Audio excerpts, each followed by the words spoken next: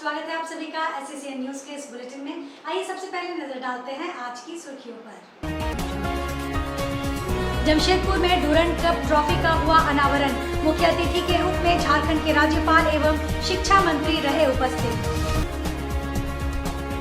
साकची शीतला मंदिर के पास स्पा की आड़ में चलाया जा रहा जिस्म फरोशी का अवैध धंधा।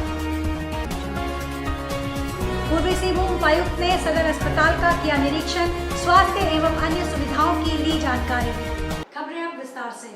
134वें डूरंड कप 2025 के उपलक्ष्य में XLRI सभागार जमशेदपुर में आयोजित एक समारोह में डूरंड कप ट्रॉफी का अनावरण किया गया। इस अवसर पर मुख्य अतिथि के रूप में माननीय राज्यपाल संतोष गंगवार एवं विशिष्ट अतिथि के रूप में शिक्षा मंत्री रामदास सोरेन शामिल हुए। कार्यक्रम का आयोजन भारतीय सशस्त्र सेनाओं द्वारा किया गया, जिसे झारखंड सरकार द्वारा सहयोग प्रदान किया गया है। समारोह में जिला के उपायुक्त कर्ण सत्यार्थी, वरीय पुलिस अधीक्षक पीयूष पांडे, निदेशक खेल विभाग झारखंड शेखर जमुआर, भारतीय सेना के अधिकारी मोहित मल्होत्रा, परमजीत सिंह डागर, टाटा स्टील के पदाधिकारी, बड़ी संख्या में खेल प्रेमी तथा प्रशासन व पुलिस पदाधिकारी मौजूद रहे। माननीय राज्यपाल झारखंड संतोष गंगवार ने कहा कि प्रतिष्ठित एवं ऐतिहासिक डूरंड कप का आयोजन राज्य के लिए गौरव का क्षण है। ऐसे आयोजनों से राज्य में खेल संस्कृति को बढ़ावा मिलेगा। राज्य के युवा इस तरह के अंतर्राष्ट्रीय आयोजन से काफी कुछ सीखेंगे। भारत सरकार ने अंतर्राष्ट्रीय स्तर पर आयोजित होने वाले ओलंपिक 2036 की मेजबानी का भी दावा किया है। मंत्री रामदास सोरेन ने अपने संबोधन में कहा कि राज्य सरकार की नई खेल नीति के माध्यम से खिलाड़ियों और खेलों को प्रोत्साहित करने का प्रयास है। राज्य में डूरंड कप जैसे प्रतिष्ठित टूर्नामेंट का आयोजन गर्व की बात है। शैक्षणिक संस्थान XLRI जमशेदपुर के सभागार में डूरंड कप 2025 की ट्रॉफी के अनावरण समारोह में आप सभी के बीच उपस्थित होकर मुझे अत्यंत हर्ष हो रहा है। इस आयोजन से न केवल जमशेदपुर बल्कि पूरा झारखंड गौरवान्वित हो रहा है। एशिया के सबसे प्रतिष्ठित फुटबॉल टूर्नामेंट में सम्मिलित डूरंड कप की चमचमाती ट्रॉफी का आज यहाँ अनावरण इस बात का प्रतीक है कि झारखंड की खेल संस्कृति निरंतर नई ऊंचाइयों को छू रही है। डूरंड कप केवल एक टूर्नामेंट नहीं बल्कि भारत के खेल विरासत का गौरवशाली प्रतीक है। वर्ष 1988 में इसकी शुरुआत हुई थी और आज भी भारतीय सेना और भारतीय फुटबॉल महासंघ के संयुक्त प्रयासों से उतनी ही गरिमा के साथ आयोजित किया जा रहा है। इस वर्ष जब इस टूर्नामेंट में के मैच में झारखंड में आयोजित हो रहा है, ये राज्य के लिए एक ऐतिहासिक क्षण है। इस टूर्नामेंट में भाग लेने वाली टीमें केवल अपनी टीमों का प्रतिनिधित्व नहीं करती बल्कि न भारत के आत्मविश्वास और युवा शक्ति की पहचान भी बनाती हैं। साकची शीतला मंदिर मोहम्मदन लाइन के पास स्पा में एक खुफिया रूम बनाकर लड़कियों को छुपाया गया है और स्पा की आड़ में वहां जिस्म का धंधा किया जा रहा है। अक्षय कोड़ा ने बताया कि उनको कई दिनों से लोगों से सूचना मिल रही थी कि साकची शीतला मंदिर मोहम्मदन लाइन के पास स्पा की आड़ में चल रहा है जिस्म का धंधा। अक्षय कोड़ा ने अपनी पार्टी कार्यकर्ताओं के साथ स्पा में खुद जाकर वहां छानबीन की और इस बात को सच पाया। वहां एक खुफिया रूम बनाकर लड़कियों को छुपाया गया है और स्पा की आड़ में वहां जिस्म का धंधा किया जा रहा है। अक्षय कोड़ा ने बताया कि इस तरह के ना जाने कितने नामी होटल है जमशेदपुर और उसके आसपास के एरिया में जहां इस तरह के जिस्म फरोशी का गोरख धंधा चलाया जा रहा है। अक्षय कोड़ा ने कहा कि वे बहुत जल्द जमशेदपुर और सरायकेला के DC और SSP से मिलकर इस तरह के जिस्म फरोशी के धंधे की शिकायत करेंगे और युवाओं को इस धंधे से बचाने का कार्य करेंगे। पहले तो अपना परिचय दे देता हूँ आपको। मेरा नाम अक्षय कोड़ा। इस समय लोक जनशक्ति पार्टी जिसके हमारे राष्ट्रीय अध्यक्ष चिराग पासवान जी हैं,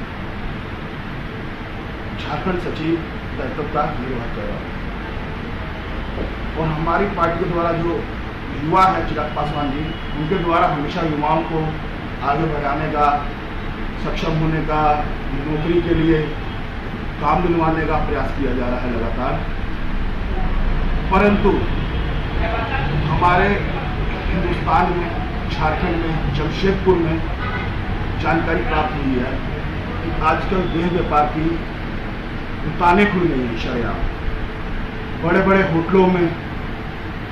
जैसे कि मैं एक सिंपल सा उदाहरण दे रहा हूँ, हमारे जमशेदपुर में वेव इंटरनेशनल होटल है जो कि एक बहुत बड़ी जगह में फैला हुआ है। वहाँ पर पार्लर के नाम पर देह व्यापार, साक्षी में, जमशेदपुर साक्षी स्थित शीतला मंदिर है जो, वहाँ पर उसके पीछे में ठाकुर के नाम से देह व्यापार पार्लर नाम रखा जा रहा है, पार्लर का बॉडी मसाज पार्लर, और उसके अंदर देह व्यापार चल रहा है। हम कल वहाँ पे गए भी थे, दोनों जगह, दोनों को चिता के आए हैं कि बंद कर दो, अथवा अब हमारा संगठन पूरा जोर शोर से, पूरी ताकत से एकदम इसका विरोध करेगा। और जल्द ही हम लोग डीसी साहब से मिलने का प्रयास करेंगे जमशेदपुर के, और उनको इस चीज़ से अवगत करवाएंगे कि जमशेदपुर में 200 देह व्यापार की दुकानें चल रही हैं।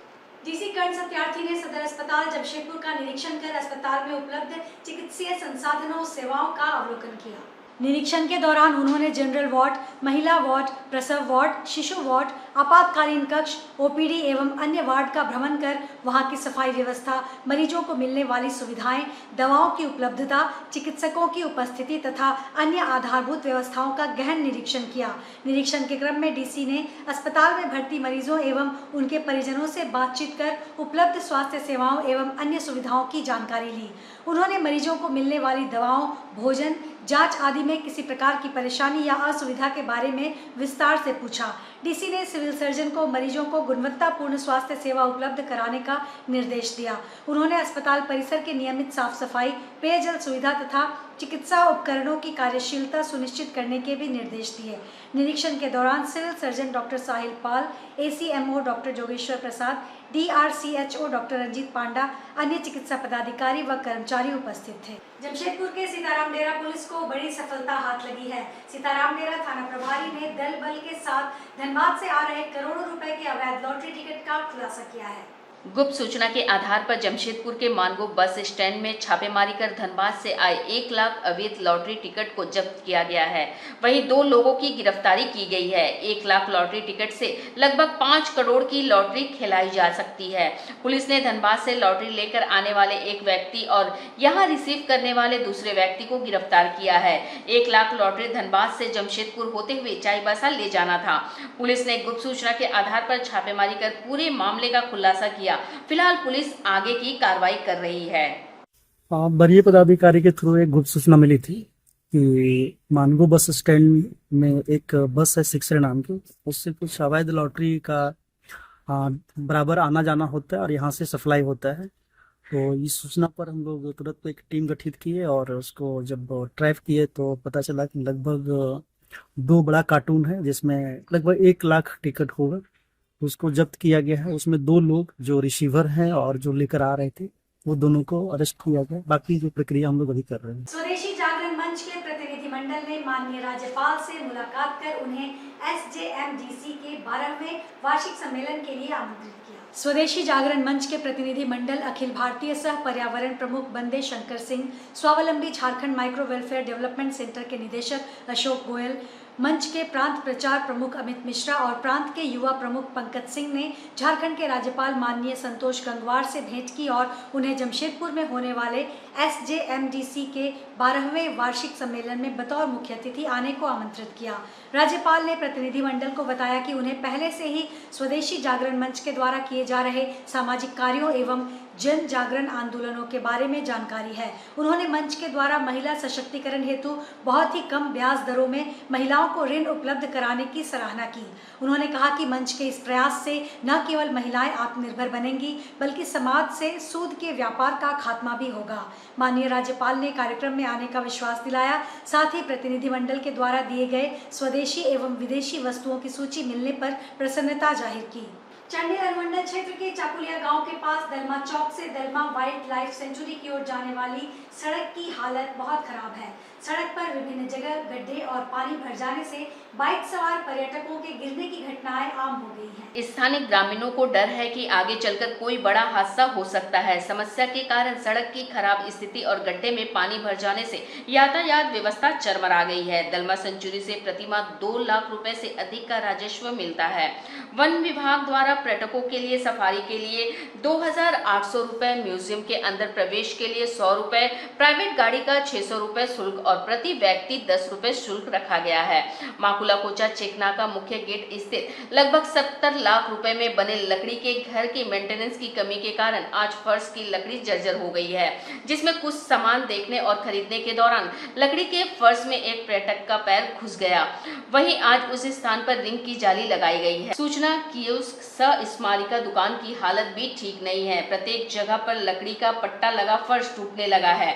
दलमा के वन पदाधिकारियों ने भी मौन बना लिया है। देखा जाए ये जहां दलमा सेंचुरी एरिया है, अभी इको सेंसिटिव एरिया भी है और इसमें विशेष रूप से वन विभाग का यह फर्ज बनता है, बिजली सड़क एकदम चकाचक होना चाहिए, लेकिन वन विभाग का ये लापरवाही देखने को मिलता है कि आज दलमा का पूरा रास्ता आप देखिए, हर गांव से जुड़ा हुआ ये रास्ता है, लेकिन आज तक किसी भी रास्ता पक्का नहीं है।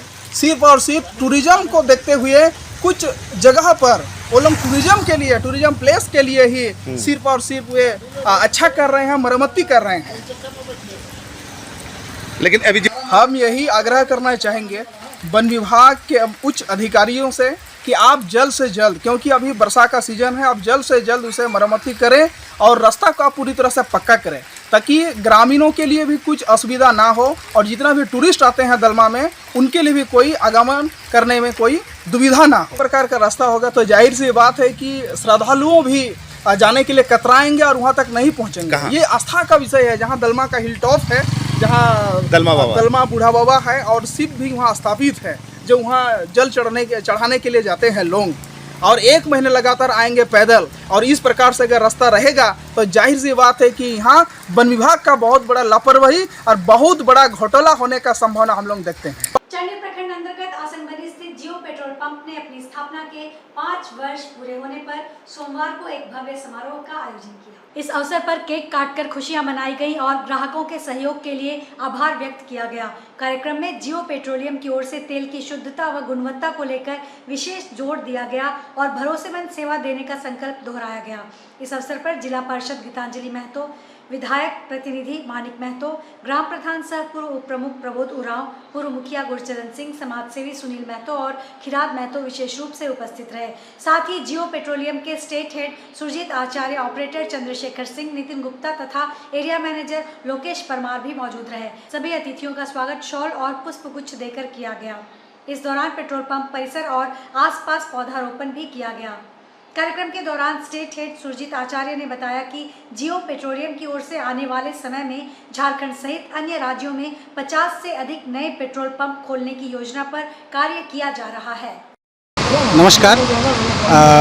आज जो हम लोग की कंपनी है रिलायंस बीपी मोबिलिटी लिमिटेड, उनका कमिंग 10 जुलाई को हम लोग का 5 साल पूरा होगा। ये जो नया जॉइंट वेंचर्स बना तो उसका ही हम लोग आप बोल सकते हैं सालगिरह हम लोग मना रहे हैं। अपने पंप में जितने भी डीएसएम भाई लोग हैं उनके साथ, अपने ऑपरेटर साहब के साथ और जो आसपास के जो लोकल डिग्निटरीज़ हैं उन लोग को बुला करके, क्योंकि सबका आशीर्वाद रहना चाहिए, तो इसीलिए ये कार्यक्रम हम लोग ये आसनबनी पंप में कर रहे हैं। जमशेदपुर के केबल टाउन स्थित पिछले 30 वर्षों से उपेक्षित बिरला मंदिर का पिछले वर्ष आज ही के दिन जीर्णोद्धार का कार्य एवं मूर्ति स्थापना का कार्य विधायक सरयू राय ने किया था।